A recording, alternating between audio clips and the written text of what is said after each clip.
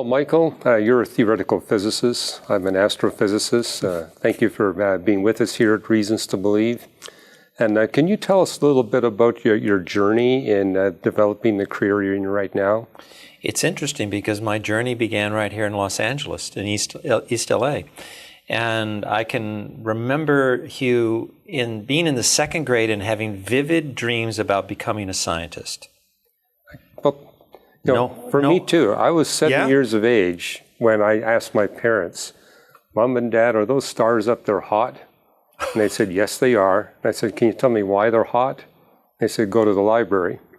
So that's how my interest in astronomy got started. 7 years old, did you say? Yeah, 7 years. So that's second grade. You were 7. Yeah, second grade. Well, that's uncanny because I reflect on that time, Hugh, and being in East LA. I don't recall ever having met a scientist, had never stepped foot into a university or a lab. My parents, my mom was a homemaker, my dad was a lawyer, and so I had nobody within my family influencing this dream that I had. It just came out of nowhere. Me neither. I mean, I was raised in the poorest neighborhood of Vancouver. I mean, it was immigrants from around the world. I was one of the few that actually had English as my first language. So, and nobody in our neighborhood or my parents had any interest in science. That dream persisted. Mm-hmm. It didn't go away. If anything, it strengthened. And it took me really from East LA to UCLA, where I got my bachelor's in physics and math, and then on to Cornell, where I got my MS in experimental physics, and then what I call a 3D PhD because it was in math, physics, and astronomy, and there's a whole story behind that. But it's interesting, when I got to Cornell, God wasn't at all a part of my thinking, a part of my daily routine. Didn't even really, it wasn't on the radar, let's put it that way. I was just happy to be at Cornell doing what I had dreamed about doing, becoming a scientist. And so I became what really is a scientific monk.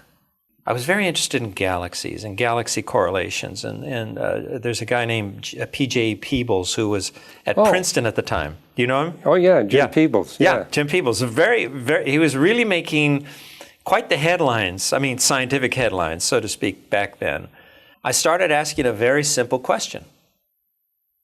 How did all of this come to be? Not just the galaxies, but how did the universe that I've been studying now so diligently for years to train as a scientist, how did all of this come to be? It was a very remarkable universe, obviously. The more you looked at it, the more detail you saw, the more fascination I had with it. And I knew at that time that the answer science offered me was that pretty much it all happened by accident. It was some kind of random fluctuation or some such thing. And then I remember meeting this young woman. I won't get into the whole story. And she said to me, hey, have you ever read the Bible? And I kind of just shrugged that off. It didn't seem interesting to me. It sounded very prosaic compared to all these other sacred literatures that I had been reading. It just seemed too familiar and too down to earth. I said, no, not really. She said, I'll tell you what. If you read it, I'll read it with you.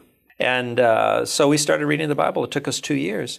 And I think that was when my eyes were open to the very real difference between the Christian literature and the literature of every other religion on earth. We didn't have like that